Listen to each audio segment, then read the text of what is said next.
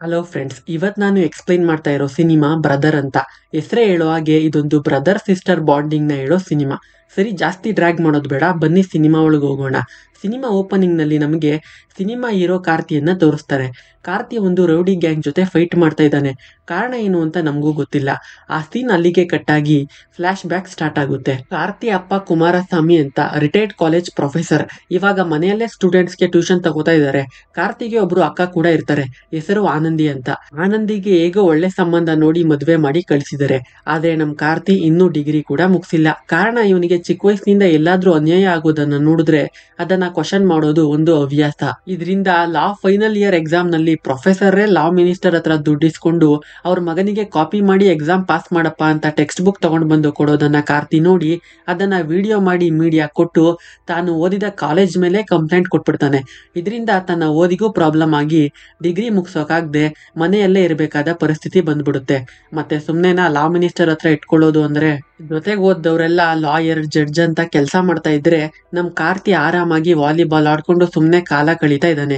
ಇದು ಈಗಿರ್ಬೇಕಾದ್ರೆ ಒಂದ್ಸಾರಿ ಅಮ್ಮ ಮಗ ಶಾಪಿಂಗ್ ಮುಗಿಸಿ ಬರ್ಬೇಕಾದ್ರೆ ತಾವು ವಾಸ ಮಾಡ್ತಿರೋ ಅಪಾರ್ಟ್ಮೆಂಟ್ ನ ಒಂದು ಗೋಡೆ ಕ್ರ್ಯಾಕ್ ಆಗಿ ಸ್ವಲ್ಪ ಭಾಗ ಕೆಳಗ್ ಬೀಳೋದನ್ನ ನೋಡ್ತಾನೆ. ಅದರಿಂದ ಅಪಾರ್ಟ್ಮೆಂಟ್ ನ ಡೆಮಾಲಿಷ್ ಮಾಡಿ ರೆನೋವೇಟ್ ಮಾಡ್ಬೇಕಾಗಿ ಕಾರ್ಪೊರೇಷನ್ಗೆ ಹೋಗಿ ಕಂಪ್ಲೇಂಟ್ ಕೊಡೋಕೆ ಸ್ವಲ್ಪ ದಿನ ಆದ್ಮೇಲೆ ನೋಟಿಸ್ ಕೂಡ ಬಂದ್ಬಿಡುತ್ತೆ. ಈ ರೀತಿ ನಿಮ್ಮ ಅಪಾರ್ಟ್ಮೆಂಟ್ ನ ಡೆಮಾಲಿಷ್ ಮಾಡ್ತೀವಿ ಅಂತ. ಅದನ್ನ ನೋಡಿ ಅಪಾರ್ಟ್ಮೆಂಟ್ ಜನಗಳೆಲ್ಲ ಈ ರೀತಿ ಕಂಪ್ಲೇಂಟ್ ಕೊಟ್ಟಿರೋದು ಕಾರ್ತಿನಿ ಅಂತ ತಿಳ್ಕೊಂಡು ಅವನ ಹತ್ರ ಬಂದು ಜಗಳ ಮಾಡ್ತಾ ಇದ್ದಾರೆ. ಅದೇಗ್ ನೀನು ಅಸೋಸಿಯೇಷನ್ ಹತ್ರ ಕೇಳ್ದೆ ಈ ರೀತಿ ಕಂಪ್ಲೇಂಟ್ ಕೊಟ್ಟೆ ಅನ್ನೋಕೆ ಅದಕ್ಕೂ ಇದಕ್ಕೂ ಏನ್ ಸಂಬಂಧ?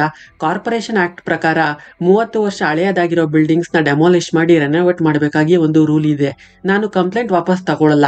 ಅದನ್ನ ಮೀರಿ ಕಂಪ್ಲೇಂಟ್ ವಾಪಸ್ ತಗೋಬೇಕು ಅಂದ್ರೆ ಅಕಸ್ಮಾತ್ ಬಿಲ್ಡಿಂಗ್ ಏನಾದ್ರೂ ನಾಳೆ ಕುಸಿದ್ ಬಿದ್ರೆ ಅದಕ್ಕೆ ತಲೆಗೆ 50 ಲಕ್ಷ ಕೊಡ್ತೀವಿ ಅಂತ ನೀವೆಲ್ಲ ಬಾಂಡ್ ಪೇಪರ್ ಮೇಲೆ ಸೈನ್ ಮಾಡ್ಕೊಡಿ, ಆಗ ನಾನು ಕಂಪ್ಲೇಂಟ್ ವಾಪಸ್ ತಗೋತೀನಿ ಅಂತ ಕಾರ್ತಿ ಕೇಳೋಕೆ ಒಂದು ದೊಡ್ಡ ಜಗಳವೇ ಆಗೋಗುತ್ತೆ. ಅದರಲ್ಲಿ ಇಬ್ರು ಕಾರ್ತಿ ಮೇಲೆ ಕೈ ಮಾಡ್ತಾರೆ. ಕಾರ್ತಿ ಅವರಿಗೆ ಹೊಡೆಯೋಕೆ ಪೊಲೀಸ್ ಅಲ್ಲಿಗೆ ಬಂದು ಕಾರ್ತಿನ ಅರೆಸ್ಟ್ ಮಾಡಿ ಸ್ಟೇಷನ್ಗೆ ಕರ್ಕೊಂಡು ಹೊರಟೋಗ್ತಾರೆ. ಅಪಾರ್ಟ್ಮೆಂಟ್ ಜನಗಳೆಲ್ಲ ಕಾರ್ತಿ ಅಪ್ಪ ಅಮ್ಮನ ಹತ್ರ ನೋಡಿ ನಿಮ್ ಮಗ ಮಾಡಿರೋ ಕೆಲ್ಸನ, ನಿಮ್ ಮಗ ಏನಾದ್ರೂ ಕೊಟ್ಟಿರೋ ಕಂಪ್ಲೇಂಟ್ ನ ವಾಪಸ್ ತಗೊಳ್ಳಿಲ್ಲ ಅಂದ್ರೆ ನಾವು ನಿಮ್ಮನ್ನ ಇಲ್ಲಿ ಇರೋದಕ್ಕೆ ಬಿಡಲ್ಲ, ಡೈಲಿ ಟಾರ್ಚರ್ ಮಾಡ್ಬೇಕಾಗಿ ಬರುತ್ತೆ. ನಿಮ್ಗೆ ಇಲ್ಲಿ ಇರೋದಕ್ಕೆ ಇಷ್ಟ ಇಲ್ಲ ಅಂತ ಅಂದ್ರೆ ಎಲ್ಲಾದ್ರೂ ಹೊರಟೋಕಿ, ಆದ್ರೆ ನಮಗ್ ತೊಂದರೆ ಕೊಡ್ಬೇಡಿ ಅಂತ ನೋಟಿಸ್ ನ ಅವ್ರ ಮುಖದ ಮೇಲೆ ಎಸೆದು ಹೊರಟೋಗ್ತಾರೆ. ರಿಟೈರ್ಮೆಂಟ್ ಟೈಮ್ ನಲ್ಲಾದ್ರೂ ತನ್ನ ಮನೆಯಲ್ಲಿ ಸಂತೋಷವಾಗಿರೋಣ ಅಂತ ಅಂದ್ಕೊಂಡಿದ್ದ ಕುಮಾರಸ್ವಾಮಿ ಅವರಿಗೆ ಮಗನ ಈ ಕೆಲಸ ಬೇಸರ ತರಿಸುತ್ತೆ. ಅದೇ ಟೆನ್ಷನ್ ನಲ್ಲಿ BP 180 ಡಿಗ್ರಿ ಕ್ರಾಸ್ ಆಗಿ ಹಾಸ್ಪಿಟಲ್ ನಲ್ಲಿ ಅಡ್ಮಿಟ್ ಆಗ್ಬಿಡ್ತಾರೆ. ಅಪ್ಪನಿಗೆ ಹೀಗಾಗಿರೋ ವಿಷಯ ತಿಳ್ಕೊಂಡು ಆನಂದಿ ಊಟಿಯಿಂದ ಚೆನ್ನೈಗೆ ಬರ್ತಾರೆ. ಅಪ್ಪನ ಈ ಸ್ಥಿತಿಗೆ ಕಾರ್ತಿನೇ ಕಾರಣ, ಅವ್ನ್ ತನ್ನ ಪಾಡಿಗೆ ಎದ್ದಿದ್ರೆ ಇದೆಲ್ಲ ಆಗ್ತಾನೆ ಇರ್ಲಿಲ್ಲ ಅಂತ ನೀವೇನು ಯೋಚನೆ ಮಾಡ್ಬೇಡಿ. ಕಾರ್ತಿನ ನಾನು ನಮ್ಮ ಮನೆಗೆ ಕರ್ಕೊಂಡು ಹೋಗ್ತೀನಿ. ನೀವು ಸ್ವಲ್ಪ ದಿನ ಯಾವುದೇ ಟೆನ್ಷನ್ ಪ್ರೆಷರ್ ಇಲ್ಲದೆ ಆರಾಮಾಗಿರಿ. ನೀವು ನೆಕ್ಸ್ಟ್ ಟೈಮ್ ಕಾರ್ತಿನ ನೋಡ್ಬೇಕಾದ್ರೆ ನೀವು ಹೇಗೆ ಅವನು ಇರಬೇಕು ಅಂತ ಅಂದ್ಕೊಂಡಿದ್ರು ಹಾಗೆ ಅವನನ್ನ ಬದಲಾಯಿಸ್ತೀನಿ ಅಂತ ಪ್ರಾಮಿಸ್ ಮಾಡೋಕೆ ಅಷ್ಟರಲ್ಲಿ ಅಲ್ಲಿಗೆ ಕಾರ್ತಿನೇ ಬರ್ತಾನೆ. ಅರೆಸ್ಟ್ ಮಾಡಿದ ಪೊಲೀಸ್ ಕಾರ್ತಿಗೆ ಮುಂಚೆನೆ ಗೊತ್ತಿರೋದ್ರಿಂದ ಅವರಿಗೆಲ್ಲ ಎಕ್ಸ್ಪ್ಲೈನ್ ಮಾಡಿ ಸ್ಟೇಷನ್ ಇಂದ ಬಂದಿರ್ತಾನೆ. ಕಾರ್ತಿಗೆ ಅಕ್ಕನ ಮೇಲೆ ಬಹಳ ಪ್ರೀತಿ. ಅದರಿಂದ ಏನು ಮಾತಾಡದೆ ಅಕ್ಕನ ಜೊತೆ ಊಟಿಗೆ ಬರೋಕೆ ಒಪ್ಕೊಂಡು ಅಕ್ಕನ ಮನೆಗೆ ಹೋಗ್ತಾನೆ. ಆನಂದಿ ಹಸ್ಬೆಂಡ್ ಅರವಿಂದ್ ಅಂತ, ಊಟಿ ಫಾರೆಸ್ಟ್ ರೇಂಜ್ ಆಫೀಸರ್. ಇವ್ರ ಮಾವ ಶಿವಗುರುನಾಥನ್ ಅಂತ, ನೀಲಗಿರಿ ಡಿಸ್ಟ್ರಿಕ್ಟ್ ಕಲೆಕ್ಟರ್. ಇವರ ಅತ್ತೆ ಹೇಮಮಾಲಿನಿ ಲಾಯರ್. ಒಟ್ನಲ್ಲಿ ಎಲ್ರೂ ಒಳ್ಳೆಯ ಪ್ರೊಫೆಷನ್ ನಲ್ಲಿ ಇರೋರೆ. ಅರವಿಂದ್ ತಂಗಿ ಅರ್ಚನಾ ಒಬ್ಳು ಡಾಕ್ಟರ್. ಇವಳಿಗೆ ಕಾರ್ತಿ ಮೇಲೆ ಲೈಟ್ ಆಗಿ ಕ್ರಶ್ ಇರುತ್ತೆ. ಕಾರ್ತಿ ಅವ್ರ ಮನೆಗೆ ಬರ್ತಾ ಇದ್ದಂತೆ ಗೊತ್ತಾಗುತ್ತೆ ಆನಂದಿ ಫ್ಯಾಮಿಲಿ ಒಂದು ಆರ್ಗನೈಸ್ಡ್ ಫ್ಯಾಮಿಲಿ ಅಂತ. ಅಂದ್ರೆ ಟೈಮ್ ಟೇಬಲ್ ಹಾಕೊಂಡು ಅದನ್ನ ಚಾಚು ತಪ್ಪದೆ ಫಾಲೋ ಮಾಡೋ ಒಂದು ಸ್ಟ್ರಿಕ್ಟ್ ಫ್ಯಾಮಿಲಿ ಅಂತ. ಆದ್ರೆ ಅವರ ಟೈಮ್ ಶೆಡ್ಯೂಲ್ ನ ಕಾರ್ತಿ ಕೈಲಿ ಫಾಲೋ ಮಾಡೋಕ್ ಸಾಧ್ಯನೇ ಇಲ್ಲ. ಕಾರ್ತಿ ಒಂದು 4-5 ದಿನ ಇದು ಹೊರಟೋಗ್ತಾನೆ ಅಂತ ಮನೆಯವರು ಅಂದ್ಕೊಂಡಿರ್ತಾರೆ. ಆದ್ರೆ ಕಾರ್ತಿ 5-6 ತಿಂಗಳು ಇಲ್ಲೇ ಇರೋಕ್ ಬಂದಿದ್ದಾನೆ ಅಂತ ತಿಳ್ಕೊಂಡ್ಮೇಲೆ ಟೆನ್ಷನ್ ಆಗೋಗ್ತಾರೆ. ದಿನ ರಾತ್ರಿ ಡಿನ್ನರ್ ನಲ್ಲಿ ಶಿವಗುರುನಾಥನ್ ಅವರು ಕಾರ್ತಿ ಕೇಳ್ತಾರೆ, ಎಲ್ರಿಗೂ ಲೈಫ್ ನಲ್ಲಿ ಒಂದು ಏಮ್ ಅಂತ ಇರುತ್ತೆ, ನಿನ್ ಏಮ್ ಏನು ಅಂತ. ಅದಕ್ಕೆ ಕಾರ್ತಿ ಬೆಳಿಗ್ಗೆ ಎದ್ದು ವರ್ಕೌಟ್ ಮಾಡೋದು, 3 ಹೊತ್ತು ಸರಿಯಾಗಿ ಊಟ ಮಾಡೋದು, 8 ಗಂಟೆ ಮಿಸ್ ಮಾಡದೆ ಮಲ್ಕೊಳ್ಳೋದು ಅನ್ನೋಕೆ. ಕಾರ್ತಿ, ನಾನ್ ಕೇಳಿದ್ದು ಪ್ರೊಫೆಷನ್ ಬಗ್ಗೆ, ನೀನ್ ಯಾವ ಫೀಲ್ಡ್ ನಲ್ಲಿ ಕೆಲಸ ಮಾಡ್ಬೇಕಂತ ಇದ್ಯಾ ಅನ್ನೋಕೆ. ನಾನೇನೇ ಕೆಲಸ ಕೊಟ್ರು ಮಾಡ್ತೀನಿ, ಆದ್ರೆ ನನ್ನ ಫಸ್ಟ್ ಪ್ರಯಾರಿಟಿ ಇದಕ್ಕೆ ಅಂತ ಹೇಳಿ ಟೋಟಲ್ ಫ್ಯಾಮಿಲಿಯನ್ನೇ ಇರಿಟೇಟ್ ಮಾಡ್ಬಿಡ್ತಾನೆ. ಅದರಿಂದ ಶಿವಗುರುನಾಥನ್ ಕೋಪ ಮಾಡ್ಕೊಂಡು ಊಟನೂ ಮಾಡದೆ ಹೊರಟೋಗ್ತಾರೆ. ಅದಕ್ಕೆ ಆನಂದಿ ಹೇಳ್ತಾರೆ, ಕಾರ್ತಿ ನೀನು ಹೇಗ್ ಬೇಕೋ ಆಗಿರೋ, ಅದ್ರಲ್ಲಿ ಯಾವ ಪ್ರಾಬ್ಲಮೂ ಇಲ್ಲ, ಆದ್ರೆ ಬೇರೆಯವರಿಗೆ ಹರ್ಟ್ ಆಗೋ ಹಾಗೆ ನಡ್ಕೋಬೇಡ ಅಂತ ಅಡ್ವೈಸ್ ಮಾಡ್ತಾರೆ. ನೆಕ್ಸ್ಟ್ ಡೇ ಅರ್ಚನಾ ತಾನು ವರ್ಕ್ ಮಾಡೋ ಹಾಸ್ಪಿಟಲ್ಗೆ ಕಾರ್ತಿನ ಕರ್ಕೊಂಡೋಗಿ ಹಾಸ್ಪಿಟಲ್ MD ವಿನಯ್ಗೆ ಇವರನ್ನ ಬೌನ್ಸರ್ ಕೆಲಸಕ್ಕೆ ಅಂತ ಕರ್ಕೊಂಡು ಬಂದಿದ್ದೀನಿ ಅಂತ ಪರಿಚಯ ಮಾಡಿಸ್ತಾಳೆ. ಆಕ್ಚುಲಿ ಕಾರ್ತಿಗೆ ಈ ವಿಷಯ ಗೊತ್ತಿರಲ್ಲ, ಈಗಲೇ ಗೊತ್ತಾಗ್ತಾ ಇರೋದು. ವಿನಯ್ ವಿನಯ್ ಅರ್ಚನನ ಲವ್ ಮಾಡ್ತಾ ಇರ್ತಾನೆ, ಪ್ರಪೋಸ್ ಕೂಡ ಮಾಡಿರ್ತಾನೆ. ಆದ್ರೆ ಅರ್ಚನಾ ನೀನು ನನ್ನ ಫ್ರೆಂಡ್ ಅಂತ ಹೇಳಿ ರಿಜೆಕ್ಟ್ ಮಾಡಿಬಿಟ್ಟಿರ್ತಾಳೆ. ಅದರಿಂದ ಹೇಗೋ ಕಾರ್ತಿ ಅರ್ಚನಾ ರಿಲೇಟಿವ್ ಅಲ್ವಾ, ಇವನ ಹತ್ರ ಹೆಲ್ಪ್ ಕೇಳೋಣ ಅಂತ ನೀವೇ ಹೇಗಾದ್ರೂ ಮಾಡಿ ನನ್ನ ರೆಕಮೆಂಡ್ ಮಾಡಿ ಅವಳಿಗೆ ಅಂತ ರಿಕ್ವೆಸ್ಟ್ ಮಾಡ್ಕೊಂಡು ಅಲ್ಲಿಂದ ಹೊರಡ್ತಾನೆ. ನೆಕ್ಸ್ಟ್ ಸೀನ್ ನಲ್ಲಿ ಕಾರ್ತಿ ಯೂನಿಫಾರ್ಮ್ ಹಾಕೊಂಡು ಬೌನ್ಸರ್ ಆಗಿ ICU ಯೂನಿಟ್ ಹೊರಗೆ ಕೂತ್ಕೊಂಡಿದ್ದಾನೆ. ICU ಒಳಗೆ ಒಬ್ರು ವಯಸ್ಸಾದವ್ರನ್ನ ವೆಂಟಿಲೇಟರ್ ನಲ್ಲಿ ಇಟ್ಟಿದ್ದಾರೆ. ಇವ್ರು 3 ಜನ ಗಂಡ್ಮಕ್ಳು ಆಸ್ತಿಗೋಸ್ಕರ ಅರ್ಧ ಜೀವ ಹೋಗಿರೋ ತನ್ನ ತಂದೆಯನ್ನ ವೆಂಟಿಲೇಟರ್ ನಲ್ಲಿಟ್ಟು ಅವ್ರ ಜೀವ ಹೋಗದೆ ಇರೋದಾಗಿ ಟಾರ್ಚರ್ ಮಾಡ್ತಾ ಇರ್ತಾರೆ. ಕೊನೆಗೆ ರಿಜಿಸ್ಟರ್ ಆಫೀಸರ್ನ ಹಾಸ್ಪಿಟಲ್ಗೆ ಕರ್ಕೊಂಡು ಬಂದು ಇವತ್ತು ಪ್ರಾಪರ್ಟಿ ರಿಜಿಸ್ಟ್ರೇಷನ್ ಮುಗಿಸೋಣ ಅಂತ ಅಂದ್ಕೊಂಡಿರ್ತಾರೆ. ಈ ವಿಷಯ ತಿಳ್ಕೊಂಡ ಕಾರ್ತಿಗೆ ಕೋಪ ಬರುತ್ತೆ. ಅನ್ಯಾಯವನ್ನ ತಟ್ಟಿ ಕೇಳೋದೇ ಇವನ ಹವ್ಯಾಸ, ಅಂತದ್ರಲ್ಲಿ ಇದನ್ನ ಕೇಳದೆ ಬಿಡ್ತಾನ. ಅನ್ಕಾನ್ಶಿಯಸ್ ನಲ್ಲಿರೋ ಒಬ್ಬ ವ್ಯಕ್ತಿಯ ಸಿಗ್ನೇಚರ್ ಹಾಕಿಸ್ಕೊಳ್ಳೋದು ತಪ್ಪು ಅಂತ ಅವ್ರ ಮೇಲೆ ಜಗಳ ಮಾಡ್ತಾನೆ. ಈ ಜಗಳದಲ್ಲಿ ಹಾಸ್ಪಿಟಲ್ ಫರ್ನಿಚರ್ ಟೂಲ್ಸ್ ಎಲ್ಲ ಡ್ಯಾಮೇಜ್ ಆಗೋಗುತ್ತೆ. ಕಾರ್ತಿಯನ್ನ ಕೆಲಸದಿಂದ ತೆಗಿತಾರೆ. ಮತ್ತೆ ಡ್ಯಾಮೇಜ್ ಆಗಿರೋ ಫರ್ನಿಚರ್ ಬೆಲೆ 8 ಲಕ್ಷವನ್ನ ಅರ್ಚನ ಮೇಲೆ ಹಾಕ್ತಾರೆ. ನಂತರ ಆನಂದಿ ತಾನು ಟೀಚರ್ ಆಗಿ ವರ್ಕ್ ಮಾಡ್ತಿರೋ ಸ್ಕೂಲ್ ನಲ್ಲಿ PT ಮಾಸ್ಟರ್ ಇಂಜುರಿ ಅಂತ 6 ತಿಂಗಳು ಬೆಡ್ ರೆಸ್ಟ್ ನಲ್ಲಿ ಇರೋದ್ರಿಂದ ಆ ಕೆಲಸಕ್ಕೆ ಕಾರ್ತಿಯನ್ನ ಕರ್ಕೊಂಡು ಹೋಗೋಣ ಅಂತ ಕರ್ಕೊಂಡೋಗಿ ಜಾಯಿನ್ ಮಾಡಿಸ್ತಾರೆ. ಆದ್ರೆ ಜಾಯಿನ್ ಆದ ಮೊದಲನೇ ದಿನವೇ ಜಗಳ. ಏನು ಅಂದ್ರೆ PT ಪೀರಿಯಡ್ ನ ಮ್ಯಾಥ್ಸ್ ಟೀಚರ್ ತಗೊಂಡಿರ್ತಾರೆ. ಮಕ್ಕಳಿಗೆ PT ಪೀರಿಯಡ್ ಕೂಡ ಮುಖ್ಯನೇ ಅಂತ ಹೇಳಿದ್ರು ಕೇಳದೆ ಇರೋದ್ರಿಂದ ಅಲ್ಲೂ ಜಗಳ ಆಗುತ್ತೆ. ಆ ಕೆಲಸ ಕೂಡ ಹೊರಟೋಗುತ್ತೆ. ಇವನು ಇನ್ನೂ ನಮ್ಮನೆಯಲ್ಲೇ ಇದ್ರೆ ಇನ್ನೇನೇನ್ ಮಾಡ್ತಾನೋ, ಇವನನ್ನ ತಕ್ಷಣ ಇಲ್ಲಿಂದ ಕಳಿಸ್ಬಿಡೋಣ ಅಂತ ಮನೆಯವರೆಲ್ಲ ಯೋಚನೆ ಮಾಡ್ತಾರೆ. ಆದ್ರೆ ಆನಂದಿ ಎಲ್ಲರ ಹತ್ರ ರಿಕ್ವೆಸ್ಟ್ ಮಾಡ್ಕೋತಾಳೆ, ನಮ್ಮ ಅಪ್ಪನಿಗೆ ಪ್ರಾಮಿಸ್ ಮಾಡಿ ಬಂದಿದ್ದೀನಿ, ಅವನನ್ನ ಮನೆ ಬಿಟ್ಟು ಕಳಿಸ್ಬೇಡಿ ಅಂತ. ಅದರಿಂದ ಶಿವಗುರುನಾಥನ್ ಅವರು ಸರಿ ಆಯ್ತು, ನಾಳೆಯಿಂದ ಕಾರ್ತಿ ನನ್ನ ಜೊತೆ ಕಲೆಕ್ಟರ್ ಆಫೀಸ್ಗೆ ಬರ್ಲಿ, ನಾನು ಅವನಿಗೆ ಪಾಠ ಕಲಿಸ್ತೀನಿ ಅಂತ ಮಾರನೇ ದಿನ ಕರ್ಕೊಂಡು ಹೋಗ್ತಾರೆ. ಅರ್ಚನಾ ಆನಂದಿ ನಿನಗೆ ಕೆಲಸ ಕೊಡ್ಸಿದ್ರು, ಆದ್ರೆ ನೀನು ಅಲ್ಲಿ ನಿನ್ ಕೆಲಸ ತೋರಿಸ್ಬಿಟ್ಟೆ, ಅದರಿಂದ ನಾನು ನಿನಗೆ ಯಾವ ಕೆಲಸನೂ ಕೊಡಲ್ಲ. ನೀನು ಒಂದ್ ಜಾಗದಲ್ಲಿ ಸುಮ್ನೆ ಕೂತ್ಕೊಂಡಿರ್ತೀಯ ಅಷ್ಟೇ, ಸುಮ್ನೆ ಇರೋದು ಎಷ್ಟು ಕಷ್ಟ ಅಂತ ನಿನಗೆ ಗೊತ್ತಾಗ್ಬೇಕು, ಅರ್ಥ ಆಗ್ಬೇಕು ಅಂತ ಹೇಳ್ತಾರೆ. ಕಲೆಕ್ಟರ್ ಆಫೀಸ್ ಮುಂದೆ ಪನ್ನಾಕಾಡಿನ ಜನಗಳು ಕಳೆದ 6 ತಿಂಗಳಿಂದ ಡೈಲಿ ಬಂದು ಮನು ಕೊಡ್ತಾ ಇರ್ತಾರೆ. ಏನ್ ಪ್ರಾಬ್ಲಮ್ ಅಂದ್ರೆ ಇವ್ರ ಸ್ಥಳದಲ್ಲಿ ಹುಲಿಯ ಕಾಟ ಇದೆ, ಹಸು ಕುರಿಗಳ ಮೇಲೆ ದಾಳಿ ಆಗ್ತಾ ಇದೆ. ಅದು ಅಲ್ಲದೆ ಒಂದು ಚಿಕ್ಕ ಮಗುವನ್ನು ಸಹ ಹುಲಿ ಬಲಿ ತಗೊಂಡ್ಬಿಟ್ಟಿರುತ್ತೆ. ಅದರಿಂದ ನಮ್ಮ ಗ್ರಾಮಕ್ಕೆ ಕರೆಂಟ್ ಫೆನ್ಸ್ ಹಾಕಿಸ್ಕೊಡಿ ಅನ್ನೋದು ಈ ಜನಗಳ ಕೋರಿಕೆ. ಆದ್ರೆ ಅಲ್ಲಿನ MP ಆ ಜಾಗವನ್ನ ಪರ್ಚೇಸ್ ಮಾಡಿ ರೆಸಾರ್ಟ್ ಕಟ್ಬೇಕು ಅಂತ ಅಂದ್ಕೊಂಡಿರೋದ್ರಿಂದ ಅಲ್ಲಿ ಯಾವುದೇ ಫೆನ್ಸ್ ಹಾಕೋಕೆ ಅವಕಾಶ ಮಾಡ್ಕೊಡ್ಬೇಡಿ ಅಂತ ಕಲೆಕ್ಟರ್ಗೆ ಹೇಳಿರೋದ್ರಿಂದ ಕಲೆಕ್ಟರ್ ಈ ಜನಗಳ ಮಾತಿಗೆ ಕಿವಿ ಕೊಡ್ತಾ ಇಲ್ಲ. ಸುಮ್ನೆ ಇದ್ದ ಕಾರ್ತಿ ಪನ್ನಕಾಡಿನ ಜನಗಳ ಸಮಸ್ಯೆ ತಿಳ್ಕೊಂಡು ಒಂದು ಐಡಿಯಾ ಕೊಡ್ತಾನೆ. ಕಲೆಕ್ಟರ್ ಒಬ್ರು ಗವರ್ನಮೆಂಟ್ ಸರ್ವೆಂಟ್, ಅವರು ನಿಮ್ಮ ಮನುಗೆ ಸೈನ್ ಮಾಡ್ಕೊಡ್ಬೇಕಂದ್ರೆ ನಾನ್ ನಿಮಗೆ ಪೆಟ್ರೋಲ್ ಕೊಡ್ತೀನಿ, ನೀವೆಲ್ಲ ಅದನ್ನ ತಲೆ ಮೇಲೆ ಸುರ್ಕೊಂಡು ನಾವು ಬೆಂಕಿ ಹಚ್ಕೊಂಡು ಸತ್ತೋಗ್ತೀವಿ, ನೀವು ಸೈನ್ ಮಾಡ್ಕೊಡ್ಲಿಲ್ಲ ಅಂದ್ರೆ ಅಂತ ಕಲೆಕ್ಟರ್ಗೆ ಹೇಳಿ. ಆಗ ಅವರು ಅದಕ್ಕೆ ಒಪ್ಕೊಳ್ಳೇಬೇಕು ಅಂತ ಕಲೆಕ್ಟರ್ ಕಾರಿಂದಾನೇ ಪೆಟ್ರೋಲ್ ತೆಗೆದು ಜನಗಳಿಗೆ ಕೊಡ್ತಾನೆ. ಜನಗಳು ಪೆಟ್ರೋಲ್ ಸುರ್ಕೊಂಡು ಬೆಂಕಿ ಹಚ್ಕೊಂಡು ಸಾಯೋಕ್ ಹೋಗೋದನ್ನ ನೋಡಿ ಕಲೆಕ್ಟರ್ ಅವ್ರ ಹತ್ರ ಬಂದು, ಯಾರು ಏನು ಮಾಡ್ಕೊಳಕ್ ಹೋಗ್ಬೇಡಿ, ನಿಮ್ಗೇನು ನಿಮ್ ಜಾಗಕ್ಕೆ ಫೆನ್ಸ್ ಹಾಕಿಸ್ಕೊಡ್ಬೇಕಲ್ವಾ ಅಂತ ಮನುಗ್ ಸೈನ್ ಮಾಡಿ ಅವರ ಸಮಸ್ಯೆಯನ್ನ ಬಗೆಹರಿಸ್ತಾರೆ. 6 ತಿಂಗಳಿಂದ ಬಗೆಹರಿಯದ ಸಮಸ್ಯೆ ಒಂದು 6 ನಿಮಿಷದಲ್ಲಿ ಕಾರ್ತಿ ಮೂಲಕ ಬಗೆಹರಿಯುತ್ತೆ. ಜನಗಳಿಗೆ ಈ ರೀತಿ ಐಡಿಯಾ ಕೊಟ್ಟಿರೋದು ಕಾರ್ತಿ ಅಂತ ಶಿವಗುರುನಾಥನ್ ಅವರು ತಿಳ್ಕೊಂಡು ತುಂಬಾ ಕೋಪ ಮಾಡ್ಕೊಂಡು ಆ ದಿನದ ಮೀಟಿಂಗ್ ಎಲ್ಲ ಕ್ಯಾನ್ಸಲ್ ಮಾಡಿ ಮನೆಗೆ ಹೊರಟೋಗ್ತಾರೆ. ಇನ್ನು ಇವನ್ ಇಲ್ಲೇ ಇದ್ರೆ ಸರಿ ಬರಲ್ಲ, ಯಾರ ಕೈಲೂ ನಿನ್ ತಮ್ಮನನ್ನ ಬದಲಾಯಿಸೋಕಾಗಲ್ಲ, ಅವನಿನ್ನು ಮನೆಯಲ್ಲಿ ಇರಬಾರ್ದು ಅಂತ ಆನಂದಿ ಜೊತೆ ಮನೆಯವರೆಲ್ಲ ಸೇರ್ಕೊಂಡು ಮಾತಾಡ್ತಾ ಇದ್ದಾರೆ. ಅದೇ ಸಮಯಕ್ಕೆ ಅಲ್ಲಿಗೆ ಕಾರ್ತಿ ಬರೋಕೆ, ನೀನ್ ಈಗ್ಲೇ ಇಲ್ಲಿಂದ ಹೊರಟೋಗು ಅಂತ ಶಿವಗುರುನಾಥನ್ ಅವರು ಹೇಳೋಕೆ, ನಾನ್ ಯಾಕೆ ಹೋಗ್ಲಿ, ನನ್ನ ಇಲ್ಲಿ ಕರ್ಕೊಂಡು ಬಂದಿದ್ದು ನಮ್ಮ ಅಕ್ಕ, ಅವಳು ಹೇಳಿ ನಾನು ಹೋಗ್ತೀನಿ ಅಂತಾನೆ. ಆದ್ರೆ ಆನಂದಿ ತಾನು ಅಪ್ಪನಿಗೆ ಮಾಡಿರೋ ಪ್ರಾಮಿಸ್ ಇಂದ ಮನೆಯಿಂದ ಹೋಗು ಅಂತ ಹೇಳೋಕ್ ಆಗ್ತಾ ಇಲ್ಲ. ಇದರಿಂದ ಶಿವಗುರುನಾಥನ್ ಅವರು, ನಿಮ್ಮಿಬ್ಬರನ್ನ ನಿಮ್ಮ ಅಪ್ಪ ಹೇಗ್ ಬೆಳೆಸಿದಾನೆ ನೋಡಿ, ನಿಮ್ಮಿಬ್ಬರನ್ನ ಸರಿಯಾಗಿ ಬೆಳೆಸಿಲ್ಲ ನಿಮ್ಮ ಅಪ್ಪ ಅಂತ ಬೈಯೋಕೆ ಕಾರ್ತಿಗೆ ಕೋಪ ಬಂದ್ಬಿಡುತ್ತೆ. ನೀವು ನನಗೆ ಬೇಕಾದ್ರೆ ಆ ಮಾತನ್ನ ಹೇಳಿ, ಆದ್ರೆ ನಮ್ಮ ಅಕ್ಕನಿಗೆ ಹೇಳ್ಬೇಡಿ, ನಮ್ಮ ಅಪ್ಪ ಅವಳನ್ನ ಸರಿಯಾಗಿ ಬೆಳೆಸಿದಾರೆ ಅಂತಾನೆ. ಆನಂದಿ ಸಹ, ಹೌದು ನಮ್ಮ ಅಪ್ಪ ಎಷ್ಟು ಕಷ್ಟಪಟ್ಟು ನಮ್ಮನ್ನ ಬೆಳೆಸಿದಾರೆ ಅಂತ ನಮಗ್ ಗೊತ್ತು, ನೀವು ಆ ರೀತಿ ಮಾತಾಡಬಾರ್ದಿತ್ತು ಅನ್ನೋಕೆ ಅರವಿಂದ್, ನಮ್ಮ ಅಪ್ಪನ ಮಾತಿಗೆ ಎದುರು ಉತ್ತರ ಕೊಡ್ತೀಯ ಅಂತ ಕಪಾಲ ಕೊಡ್ದು ಬಿಡ್ತಾನೆ. ಇದರಿಂದ ಆನಂದಿ, ನೀವು ನಿಮ್ ತಂದೆ ನನ್ನ ಹತ್ರ ಕ್ಷಮಾಪಣೆ ಕೇಳೋವರೆಗೂ ನಾನ್ ನಿಮ್ ಮನೆಗೆ ಬರಲ್ಲ ಅಂತ ಮಕ್ಕಳನ್ನ ಕರ್ಕೊಂಡು ಕಾರ್ತಿ ಜೊತೆ ಹೊರಗ್ ಬಂದ್ಬಿಡ್ತಾಳೆ. ಅಲ್ಲಿ ನೋಡಿದ್ರೆ ಮಗಳನ್ನ ನೋಡೋಕೆ ಚೆನ್ನೈಯಿಂದ ಅಪ್ಪ ಅಮ್ಮ ಬಂದಿದ್ದಾರೆ. ಇವ್ರಿಗೆ ಹೊರಗಡೆ ಬರೋದನ್ನ ನೋಡಿ ಶಾಕ್ ಆಗಿ ಏನಾಯ್ತು ಅಂತ ಕೇಳ್ತಾರೆ. ಕಾರ್ತಿ ಎಲ್ಲವನ್ನ ಎಕ್ಸ್ಪ್ಲೈನ್ ಮಾಡ್ತಾನೆ. ಕುಮಾರಸ್ವಾಮಿ ಅವರು ಕಾರ್ತಿನ ನಾನು ಇಲ್ಲಿ ಕಳಿಸ್ಬಾರ್ದಿತ್ತು ಅಂತ ತುಂಬಾ ಫೀಲ್ ಮಾಡ್ಕೋತಾರೆ.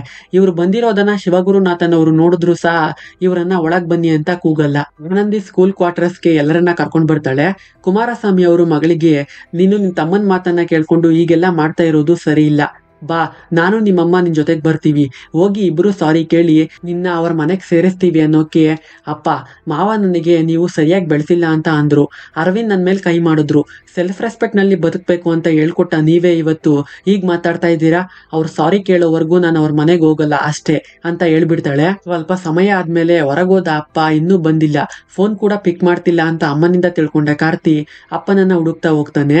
ಕೇರ್ ಟೇಕರ್ ಕೇಶವ್ ಮೂಲಕ ವೈನ್ ಶಾಪ್ ನಲ್ಲಿ ಇದಾರೆ ಅಂತ ತಿಳ್ಕೊಂಡು ಅಲ್ಲಿಗೆ ಬಂದು ನೋಡ್ತಾನೆ. ಕುಡಿಯೋದು ತಪ್ಪು ಅಂತ ಹೇಳ್ತಾ ಇದ್ದವ್ರೆ ಕುಡಿತಾ ಇದಾರಲ್ಲ ಅಂತ ಕೇಳ್ತಾನೆ. ನಂತರ ಕಾರ್ತಿಗ್ ಅರ್ಥ ಆಗುತ್ತೆ, ಅಪ್ಪ ಇವತ್ತು ಭಾವನ ಹತ್ರ ಹೋಗಿ ಸಾರಿ ಕೇಳಿ ನನ್ನ ಮಗಳು ಮೊಮ್ಮಕ್ಕಳನ್ನ ದೂರ ಇಡಬೇಡಿ, ಅವರನ್ನ ಕ್ಷಮಿಸಿ ಮನೆಗೆ ಹೋಗಿ ಅಂತ ರಿಕ್ವೆಸ್ಟ್ ಮಾಡ್ಕೊಂಡಿದ್ದು. ಅದಕ್ಕೆ ಅರವಿಂದ್ ಕೇರ್ ಮಾಡ್ದೆ ನಿಮ್ ಮಗನ ಮಾತನ್ನ ಕೇಳಿ ಆನಂದಿ ಮನೆ ಬಿಟ್ಟು ಹೊರಟೋದ್ಲು. ನಿಮ್ ಮಗ ನಿಮ್ಮನ್ನ ನೋಡ್ಕೊಳ್ಳಲ್ಲ ಅಂತ ಮಗಳನ್ನ ನಮ್ಮಿಂದ ದೂರ ಮಾಡಿ ಅವಳ ದುಡಿಮೆಯಲ್ಲಿ ಬದುಕೋಣ ಅಂತ ಅಂದ್ಕೊಂಡಿದ್ದೀರಾ ಅಲ್ವಾ ಅಂತ ಕೇವಲವಾಗಿ ಮಾತಾಡಿದ್ರಿಂದ ಅದನ್ನ ತಡೆದುಕೊಳ್ಳೋಕಾಗದೆ ಇಲ್ಲಿ ಬಂದು ಕುಡಿತಾ ಇದ್ದಾರೆ ಅಂತ ಅವನ ಬಾಯಿಯಿಂದಾನೆ ಕೇಳಿ ತಿಳ್ಕೊಂಡ ಕಾರ್ತಿ, ಈ ರೀತಿ ಮಾತಾಡಿದ್ರೆ ಯಾರು ಕೇಳೋರಿಲ್ಲ ಅಂತ ಅಂದ್ಕೊಂಡಿದ್ದೀರಾ? ನಾನ್ ನಿಮ್ ಮಗ ಇದ್ದೀನಿ, ನಾನು ಕೇಳ್ತೀನಿ ಅನ್ನೋಕೆ ನೀನ್ ನನ್ ಮಗನೇ ಅಲ್ಲ, ನಿನ್ನ ಆರ್ಫನೇಜ್ ಇಂದ ತಂದು ಸಾಕಿರೋದು ಅಂತ ಕುಮಾರಸ್ವಾಮಿ ಅವರು ಕೋಪದಲ್ಲಿ ಹೇಳೋಕೆ ಅದನ್ನ ಕೇಳಿ ಕಾರ್ತಿಗೆ ನಂಬೋಕೆ ಆಗಲ್ಲ. ಮನೆಗೆ ಬಂದ್ಮೇಲೆ ಅಪ್ಪ ಅಮ್ಮ ಇಬ್ರು ಸೇರಿ ನಿಜವನ್ನ ಕಾರ್ತಿಗೆ ಹೇಳ್ತಾರೆ. ಆನಂದಿಗೆ 5 ವಯಸ್ಸು ಇರ್ಬೇಕಾದ್ರೆ ಸರಸ್ವತಿ ಅವರು ಮತ್ತೆ ಪ್ರೆಗ್ನೆಂಟ್ ಆಗ್ತಾರೆ. ನನಗೆ ತಮ್ಮ ಬೇಕು ಅಂತ ಆನಂದಿ ಅಮ್ಮನನ್ನ ತುಂಬಾ ಚೆನ್ನಾಗಿ ನೋಡ್ಕೋತಾ ಇರ್ತಾಳೆ. ಆದ್ರೆ ಮಗು ಹುಟ್ಟುವಾಗ್ಲೇ ಸತ್ತೋಗುತ್ತೆ. ಆದ್ರೆ ಈ ವಿಷಯವನ್ನ ಆನಂದಿಗೆ ಹೇಳೋಕಾಗ್ದೆ ತಮ್ಮ ಹಾಸ್ಪಿಟಲ್ ನಲ್ಲೇ ಇದ್ದಾನೆ, 2 ತಿಂಗಳು ಆದ್ಮೇಲೆ ಡಿಸ್ಚಾರ್ಜ್ ಮಾಡ್ತಾರೆ ಅಂತ ಹೇಳಿ ಆ ಸಮಯಕ್ಕೆ ಹೇಗೋ ಸಮಾಧಾನ ಮಾಡ್ತಾರೆ. 2 ತಿಂಗಳ ನಂತರ ಅಮ್ಮ ಡಿಸ್ಚಾರ್ಜ್ ಆದ್ಮೇಲೆ ತಮ್ಮ ಇಲ್ಲಿ ನನಗೆ ತಮ್ಮ ಬೇಕು ಅಂತ ಆನಂದಿ ಡಿಪ್ರೆಷನ್ಗೆ ಹೊರಟೋಗಿರ್ತಾಳೆ. ಸೈಕಿಯಾಟ್ರಿಸ್ಟ್ ಹತ್ರ ತೋರಿಸಿದಾಗ ಅವ್ರು ಹೇಳ್ತಾರೆ, ನೀವು ಒಂದು ಆರ್ಫನೇಜ್ ನಲ್ಲಿ ಒಂದು ಗಂಡು ಮಗುವನ್ನ ಅಡಾಪ್ಟ್ ಮಾಡ್ಕೊಂಡು ತಂದು ಆನಂದಿ ಕೈಲಿ ಕೊಡಿ, ಆಗ ಅವಳು ಡಿಪ್ರೆಷನ್ ಇಂದ ಹೊರಗೆ ಬರ್ಬೋದು ಅಂತ. ಅದೇ ರೀತಿ ಕಾರ್ತಿನ ಒಂದು ಆರ್ಫನೇಜ್ ಇಂದ ಅಡಾಪ್ಟ್ ಮಾಡ್ಕೊಂಡು ತಂದು ಆನಂದಿ ಕೈಯಲ್ಲಿ ಇಡ್ತಾರೆ. ಆಗ ಆನಂದಿಗೆ ತುಂಬಾ ಸಂತೋಷ ಆಗುತ್ತೆ.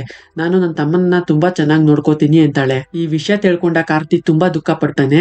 ಆ ರೀತಿ ಇರೋ ಅಕ್ಕನ ಜೀವನವನ್ನ ಹಾಳು ಮಾಡೋಕ್ ನೋಡ್ತಾ ಇದ್ಯಾ ನೀನ್ ಮಾಡಿದ ತಪ್ಪನ್ನ ನೀನೇ ಸರಿ ಮಾಡು, ನಿಮ್ ಅಕ್ಕನ್ನ ನಿಮ್ ಭಾವನ್ ಜೊತೆ ಸೇರ್ಸು, ಶಿವಗುರುನಾಥನ್ ಅವರು ನಿನ್ನ ಕ್ಷಮಿಸೋ ಹಾಗೆ ಮಾಡು, ಅಲ್ಲಿಯವರೆಗೂ ನನ್ನ ಅಪ್ಪ ಅಂತ ಹೋಗ್ಬೇಡ ಅಂತಾರೆ. ಈ ವಿಷಯ ನಿಮ್ ಅಕ್ಕನಿಗೆ ಹೇಳ್ಬೇಡ, ನೀನು ಅವಳ ನಿಜವಾದ ತಮ್ಮ ಅಲ್ಲ ಅಂತ ಗೊತ್ತಾದ್ರೆ ಅವಳು ತಡ್ಕೊಳ್ಳೋದಿಲ್ಲ ಅಂತ ಅಮ್ಮ ಹೇಳಿ ಮಾರನೇ ದಿನ ಇಬ್ರು ಚೆನ್ನೈಗೆ ವಾಪಸ್ ಹೊರಟೋಗ್ತಾರೆ. ಕಾರ್ತಿ ಅಪ್ಪನ ಮಾತನ್ನ ಸೀರಿಯಸ್ ಆಗಿ ತಗೋತಾನೆ. ಮತ್ತೆ ಅಕ್ಕ ಕೆಲಸ ಮಾಡೋ ಸ್ಕೂಲ್ ನಲ್ಲಿ PT ಸರ್ ಆಗಿ ಜಾಯಿನ್ ಆಗ್ತಾನೆ. ಒಂದು ದಿನ ಶಿವಗುರುನಾಥನ್ ಅವರ ಮನೆಗೆ ಬಂದು ಫ್ಯಾಮಿಲಿ ಎಲ್ಲರ ಹತ್ರ ಸಾರಿ ಕೇಳ್ತಾನೆ. ನಾನ್ ಮಾಡಿದ ತಪ್ಪಿಗೆ ನಮ್ಮ ಅಕ್ಕನಿಗೆ ಶಿಕ್ಷೆ ಕೊಡ್ಬೇಡಿ ಅಂತ. ಎಷ್ಟೇ ಕೇಳ್ಕೊಂಡ್ರು ಯಾರು ಕನ್ವಿನ್ಸ್ ಆಗಲ್ಲ. ಇಲ್ಲಿಂದ ಹೊರಟೋಗು ಅಂತ ಕಾರ್ತಿಗೆ ಹೇಳ್ತಾರೆ. ಕಾರ್ತಿ ಎಷ್ಟೇ ಹೇಳಿದ್ರು ಸಾರಿ ಕೇಳ್ತಾನೆ ಇರೋದ್ರಿಂದ ಕೇರ್ ಟೇಕರ್ ಕೇಶವ್ನ ಕರೆದು ಕಪಾಲೆ ಕೊಡದು ಸಾರಿ ಕೇಳ್ತಾರೆ. ಕೇಶವ್, ಯಾಕೆ ಸರ್ ಹೊಡೆದ್ರಿ, ನಿಮ್ ಕೆಲ್ಸಾನು ಬೇಡ ಏನು ಬೇಡ ಅಂತ ಕೆಲಸ ಬಿಟ್ಟೆ ಹೊರಟೋಗ್ತಾನೆ. ಅದನ್ನ ತೋರಿಸಿ ಅಟ್ಲೀಸ್ಟ್ ಒಬ್ಬ ಕೇರ್ ಟೇಕರ್ ಅವನಿಗೆ ಹೊಡೆದು ಸಾರಿ ಕೇಳಿದ್ದಕ್ಕೆ ಕೆಲಸ ಬಿಟ್ಟು ಹೋಗ್ತಾ ಇದ್ದಾನೆ, ಅಂತದ್ರಲ್ಲಿ ಮಾಡೋದನ್ನೆಲ್ಲ ಮಾಡಿ ಸಾರಿ ಕೇಳಿದ ತಕ್ಷಣ ನಾವು ಅದನ್ನ ಆಕ್ಸೆಪ್ಟ್ ಮಾಡ್ಕೋಬೇಕಾ ಅಂತ ಕಾರ್ತಿಯನ್ನ ಅವಮಾನ ಮಾಡಿ ಕಳಿಸ್ಬಿಡ್ತಾರೆ. ಈ ರೀತಿ ಕಾರ್ತಿ ಮನೆಗ್ ಬಂದು ಸಾರಿ ಕೇಳಿದ ವಿಷಯವನ್ನ ಅರ್ಚನಾ ಆನಂದಿ ಹತ್ರ ಬಂದು ಹೇಳೋಕೆ ಆನಂದಿ ಕಾರ್ತಿಗ್ ಬೈತಾಳೆ, ನೀನ್ ಯಾಕೆ ಅವ್ರ ಮನೆಗೆ ಹೋಗಿದ್ದೆ, ಅವ್ರು ನಾನ್ ಕಳಿಸಿ ನೀನ್ ಹೋಗಿದ್ದೆ ಅಂತ ಅಂದ್ಕೋತಾರೆ ಅಂತ. ಕಾರ್ತಿ ಅರ್ಚನಾಗ್ ಬೈತಾನೆ, ನೀನ್ ಯಾಕೆ ಈ ವಿಷಯವನ್ನ ಅಕ್ಕನಿಗೆ ಹೇಳ್ದೆ ಅನ್ನೋಕೆ ಅರ್ಚನಾ ತನಗೆ ಕಾರ್ತಿ ಮೇಲಿರೋ ಲವ್ ನ ಎಕ್ಸ್ಪ್ರೆಸ್ ಮಾಡ್ತಾಳೆ. ಅದಕ್ಕೆ ಕಾರ್ತಿ, ನನಗೂ ನೀನಂದ್ರೆ ಇಷ್ಟನೇ, ಆದ್ರೆ ಇದಕ್ಕೆ ನಿಮ್ಮ ಅಪ್ಪ ಒಪ್ಕೊಳ್ಳೋದಿಲ್ಲ, ನನ್ನ ಮರ್ತು ಬಿಡು ಅಂತ ಹೇಳ್ಬಿಡ್ತಾನೆ. ಅಕ್ಕ ಮತ್ತು ಭಾವನ್ನ ಹೇಗಾದ್ರೂ ಮಾಡಿ ಒಂದು ಮಾಡ್ಲೇಬೇಕು ಅಂತ ಒಂದು ಐಡಿಯಾ ಮಾಡಿ ಅಕ್ಕನ ಮಕ್ಕಳನ್ನ ಕರ್ಕೊಂಡು ಭಾವನ ಹತ್ರ ಹೋಗ್ತಾನೆ. ಮಕ್ಕಳ ಮೂಲಕ ನಮ್ಮ ಸ್ಕೂಲ್ ನಲ್ಲಿ ಫಂಕ್ಷನ್ ಇದೆ, ಅದಕ್ಕೆ ಎಲ್ಲರ ಪೇರೆಂಟ್ಸ್ ಬರ್ತಾ ಇದ್ದಾರೆ, ನೀವು ಕೂಡ ಬರ್ಬೇಕು ಅಂತ ಹೇಳಿಸ್ತಾನೆ. ಅದಕ್ಕೆ ಅರವಿಂದ್ ಕೂಡ ಒಪ್ಕೊಂಡು ಮಕ್ಕಳ ಸ್ಕೂಲ್ಗೆ ಬರ್ತಾರೆ. ಸ್ಕೂಲ್ ನಲ್ಲಿ ಮಕ್ಕಳು ಒಂದು ಸ್ಕಿಟ್ ಮಾಡ್ತಾರೆ. ಆ ಸ್ಕಿಟ್ ನ ಬರ್ದಿರೋದು ಕಾರ್ತಿನೇ. ಆ ಸ್ಕಿಟ್ ಏನು ಅಂತ ಅಂದ್ರೆ, ಮಕ್ಕಳು ನಾವು ನಮ್ಮ ಅಪ್ಪ ಅಮ್ಮನ ಜೊತೆನೆ ಇರ್ಬೇಕು, ಒಂದು ಕುಟುಂಬ ಅಂತ ಅಂದ್ಮೇಲೆ ಜಗಳ ಸಹಜ, ಅದಕ್ಕೆ ಇಬ್ರು ಬೇರೆ ಬೇರೆ ಆಗ್ಬಾರ್ದು, ನಾವಿಬ್ಬರು ಅಪ್ಪ ಅಮ್ಮ ಜೊತೆ ಇರ್ಬೇಕು ಅಂತ ಇಷ್ಟಪಡ್ತೀವಿ ಅಂತ ಕನ್ವೆ ಮಾಡೋ ಒಂದು ಸ್ಕಿಟ್. ಅದನ್ನ ನೋಡಿ ಅರವಿಂದ್ ಆನಂದ್ ಇಬ್ರು ಸ್ಟೇಜ್ ಮೇಲೆ ಹೋಗಿ ಮಕ್ಕಳನ್ನ ತಪ್ಕೋತಾರೆ. ಅರವಿಂದ್ಗೆ ತನ್ನ ತಪ್ಪಿನ ಅರಿವಾಗಿ ನಾನು ಆನಂದಿ ಮೇಲೆ ಕೈ ಮಾಡಬಾರ್ದಿತ್ತು ಅಂತ ಸ್ಟೇಜ್ ಮೇಲೆ ಆನಂದಿ ಹತ್ರ ಸಾರಿ ಕೇಳ್ತಾನೆ. ಕೊನೆಗೇಗೋ ಕಾರ್ತಿ ಐಡಿಯಾ ವರ್ಕ್ ಆಗುತ್ತೆ. ಅಕ್ಕ ಭಾವ ಇಬ್ರು ಒಂದಾಗ್ತಾರೆ.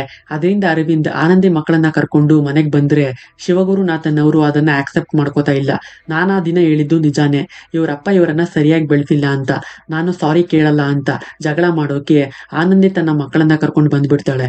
ನಾನು ಈ ಮನೆಯಲ್ಲಿ ಇರಲ್ಲ ಅಂತ ಅರವಿಂದ್ ಸಹ ಆನಂದಿ ಜೊತೆ ಕ್ವಾರ್ಟರ್ಸ್ಗೆ ಬಂದ್ಬಿಡ್ತಾನೆ. ಇದರಿಂದ ಕಾರ್ತಿ ಪ್ರಾಬ್ಲಮ್ ಡಬಲ್ ಆಗುತ್ತೆ. ಹೇಗೆ ಅಂದ್ರೆ, ಕಾರ್ತಿನ ಶಿವಗುರುನಾಥನ್ ಅವರು ಕ್ಷಮಿಸ್ಬೇಕು ಅಂತ ಅಪ್ಪ ಹೇಳಿದ್ದಾರೆ, ಆದ್ರೆ ಈಗ ಭಾವ ಕೂಡ ಮನೆ ಬಿಟ್ಟು ಬಂದಿರೋದ್ರಿಂದ ಮಾಡೋದ್ರಿಂದ ಕಾರ್ತಿ ಮೇಲಿನ ಕೋಪ ಜಾಸ್ತಿ ಆಗುತ್ತೋ ಹೊರತು ಕಡಿಮೆ ಆಗಲ್ಲ. ಇದರಿಂದ ಅರವಿಂದ್ ಅವರು ಒಂದು ಐಡಿಯಾ ಕೊಡ್ತಾರೆ. ಅರ್ಚನಾ ಮದುವೆ ಫಿಕ್ಸ್ ಆದ್ರೆ ನಮ್ಮಪ್ಪ ಇಲ್ಲಿಗೆ ಬಂದು ನಮ್ಮನ್ನ ಮನೆ ಕರ್ಕೊಂಡು ಹೋಗ್ತಾರೆ, ನಿನ್ನ ಕ್ಷಮಿಸ್ತಾರೆ, ಯಾಕಂದ್ರೆ ಅವರಿಗೆ ಪಬ್ಲಿಕ್ ಇಮೇಜ್ ತುಂಬಾ ಮುಖ್ಯ ಅಂತ. ಅದರಿಂದ ಕಾರ್ತಿ ಡಾಕ್ಟರ್ ವಿನಯ್ ಹತ್ರ ಬಂದು ಅರ್ಚನಾ ನನ್ನ ಪ್ರೀತಿ ಮಾಡ್ತಾ ಇದ್ದಾಳೆ, ನಾನು ಅವಳಿಗೆ ಸರಿಯಾದ ಜೋಡಿ ಅಲ್ಲ, ನೀವೇ ಅವಳಿಗೆ ಸರಿಯಾದ ಜೋಡಿ, ಅವ್ರ ಅಪ್ಪನ ಹತ್ರ ಮಾತಾಡಿ ಮದುವೆ ಫಿಕ್ಸ್ ಮಾಡ್ತೀಯ ಅಂತ ಹೇಳೋಕೆ ವಿನಯ್ಗೂ ಅರ್ಚನಾ ಮೇಲೆ ಲವ್ ಇರೋದ್ರಿಂದ ಶಿವಗುರುನಾಥನ್ ಹತ್ರ ಬಂದು ಮಾತಾಡ್ತಾರೆ. ಅವರು ಸಹ ನಾನು ನನ್ನ ಮಗಳಿಗೆ ಕನ್ವಿನ್ಸ್ ಮಾಡ್ತೀನಿ, ನೀನೇ ನನ್ನ ಅಳಿಯ ಅಂತ ಭರವಸೆ ಬೇರೆ ಕೊಟ್ಬಿಡ್ತಾರೆ. ಆದ್ರೆ ಅದಕ್ಕೆ ಅರ್ಚನಾ ಒಪ್ಕೊಳ್ಳೋದಿಲ್ಲ. ನನಗೆ ಕಾರ್ತಿ ಅಂದ್ರೆ ಇಷ್ಟ, ನಾನು ಮದುವೆ ಆದ್ರೆ ಅವನನ್ನೇ ಅಂತ ಹಠ ಮಾಡ್ತಾಳೆ. ಅದರಿಂದ ಶಿವಗುರುನಾಥನ್ ಅವರು ಮಗಳು ಅನ್ನೋದನ್ನು ಮರೆತು ಈಗೋಯಿಂದ ಮನೆ ಬಿಟ್ಟು ಕಳಿಸ್ಬಿಡ್ತಾರೆ. ಕಾರ್ತಿ ಅರ್ಚನಾ ಮದುವೆ ಫಿಕ್ಸ್ ಆಗುತ್ತೆ.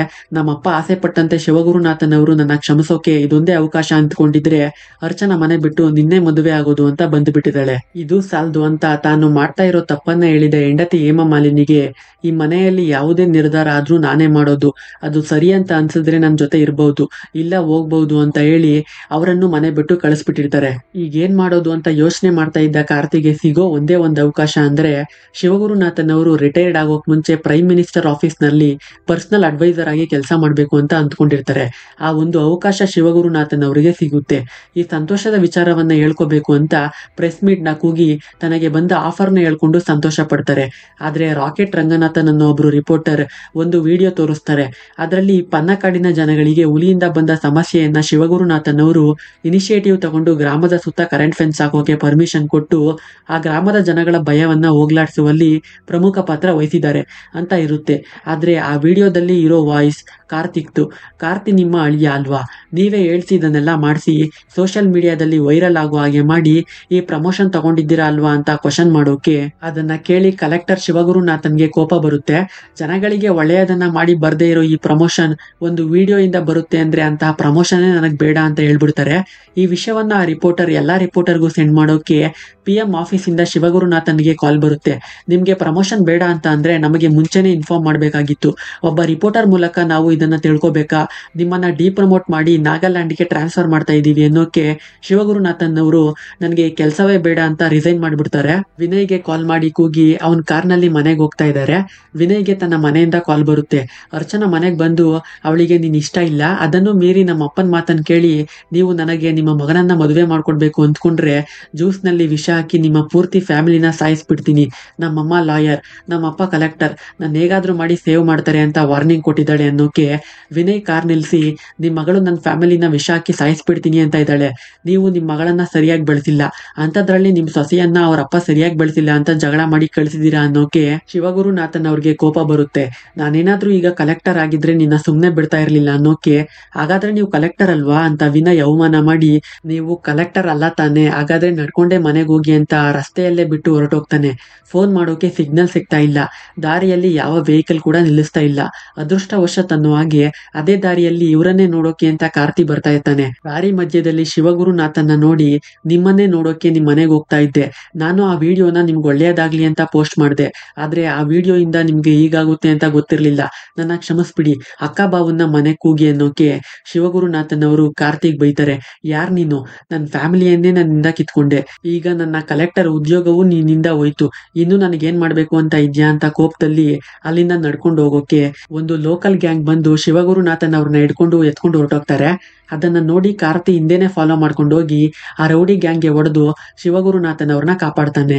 ಇದೇ ಸೀನ್ ನ ಸಿನಿಮಾ ಸ್ಟಾರ್ಟಿಂಗ್ ನಲ್ಲಿ ತೋರಿಸಲಾಗಿರುತ್ತೆ. ಆಗಲೂ ಸಹ ಶಿವಗುರುನಾಥನ್ಗೆ ಕಾರ್ತಿ ಮೇಲೆ ಯಾವುದೇ ಭಾವನೆ ಬರಲ್ಲ.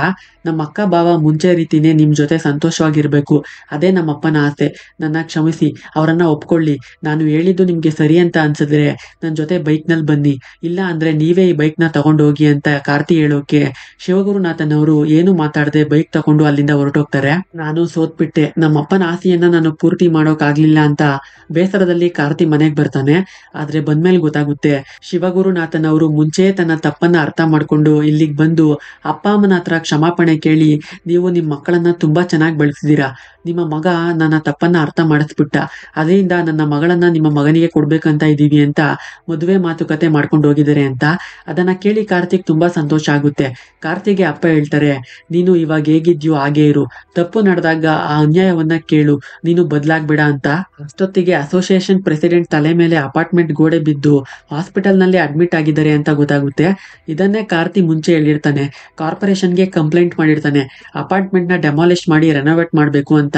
ಆದ್ರೆ ಆಗ ಅಸೋಸಿಯೇಷನ್ ಜನಗಳೆಲ್ಲ ಕಾರ್ತಿ ಮೇಲೆ ಜಗಳಕ್ಕೆ ಹೋಗಿರ್ತಾರೆ. ಆದ್ರೆ ಈಗ ಅವರಿಗೆಲ್ಲ ಅರ್ಥ ಆಗಿರುತ್ತೆ. ಕಾರ್ತಿ ಮತ್ತು ಅರ್ಚನಾ ಎಂಗೇಜ್ಮೆಂಟ್ ಆಗುತ್ತೆ. ಎಂಗೇಜ್ಮೆಂಟ್ ನಲ್ಲಿ ಸರ್ವರ್ ಆಗಿ ಕೇರ್ ಟೇಕರ್ ಕೇಶವ್ ಬಂದಿರ್ತಾನೆ. ಅದನ್ನು ನೋಡಿ ಶಿವಗುರುನಾಥನ್ ಅವರು ನೀನ್ ಯಾಕೆ ಇಲ್ಲಿಗೆ ಬಂದಿದ್ಯಾ ಅಂತ ಬೈಯೋಕೆ, ಅವ್ರಿಗೆ ನೀವೇ ತಾನೇ ಹೊಡೆದ್ ಕೆಲಸ ಬಿಟ್ಟು ಹೋಗೋ ಹಾಗೆ ಮಾಡಿದ್ದು, ಈಗ ಮತ್ತೆ ಅವ್ರಿಗೆ ಯಾಕೆ ಬೈತಾ ಇದ್ದೀರಾ ಅಂತ ಕೇಳೋಕೆ ಶಿವಗುರುನಾಥನ್ ಅವರು ಹೇಳ್ತಾರೆ, ನನ್ನ ಕಿಡ್ನಾಪ್ ಮಾಡಿಸಿದ್ದು ನೀವೆಲ್ಲ ಯಾವುದೋ ಒಂದು ಲೋಕಲ್ ಗ್ಯಾಂಗ್ ಅಂತ ಅಂದ್ಕೊಂಡಿದ್ದೀರಾ, ಆದ್ರೆ ನನ್ನ ಕಿಡ್ನಾಪ್ ಮಾಡಿಸಿದ್ದು ಈ ಕೇರ್ ಟೇಕರ್ ಕೇಶವ್. ನನಗೆ ಕಪಾಲ ಕೊಡ್ದು ಇದನ್ನ ಹೊರಗೆ ಹೇಳಿದ್ರೆ ಅದು ನಿನಗೆ ಅವಮಾನ ಅಂತ ಹೇಳ್ದವನು ಅಂತ ಹೇಳ್ತಾರೆ. ಅದನ್ನ ಕೇಳಿ ಕಾರ್ತಿ, ಅಂಕಲ್ ಅವರನ್ನ ಕೊನೆಯದಾಗಿ ಕ್ಷಮಿಸ್ಬಿಡಿ, ನೀವು ಹೊಡೆದಿದ್ದನ್ನ ಮನಸ್ಸಿನಲ್ಲಿ ಇಟ್ಕೊಂಡು ಈಗ ಮಾಡ್ಬಿಟ್ಟಿದ್ದಾರೆ ಅಂತಾನೆ. ಕೊನೆಗೂ ಶಿವಗುರುನಾಥನ್ ಹತ್ರ ಕೇರ್ ಟೇಕರ್ ಕೇಶವ್ ಸಾರಿ ಕೇಳಿ ಇಬ್ರು ತಪ್ಕೋತಾರೆ. ಅಲ್ಲಿಗೆ ಎಲ್ಲಾ ಪ್ರಾಬ್ಲಮ್ಸು ಸಾಲ್ವ್ ಆಗುತ್ತೆ. ಸಿನಿಮಾ ಕೂಡ ಹ್ಯಾಪಿ ಎಂಡಿಂಗ್ ಜೊತೆ ಎಂಡ್ ಆಗುತ್ತೆ. ಇದೇ ರೀತಿ ಸಿನಿಮಾ ಎಕ್ಸ್ಪ್ಲನೇಷನ್ಗೆ ನಮ್ಮ ಚಾನೆಲ್ನ ಸಬ್ಸ್ಕ್ರೈಬ್ ಮಾಡ್ಕೊಳ್ಳೋದನ್ನ ಮರಿಬೇಡಿ. ಮತ್ತೆ ಇದೇ ರೀತಿ ಇನ್ನೊಂದು ಸಿನಿಮಾ ಜೊತೆ ಸಿಗ್ತೀನಿ. ಅಲ್ಲಿಯವರೆಗೆ ಟೇಕ್ ಕೇರ್ ಆ್ಯಂಡ್ ಬಾಯ್.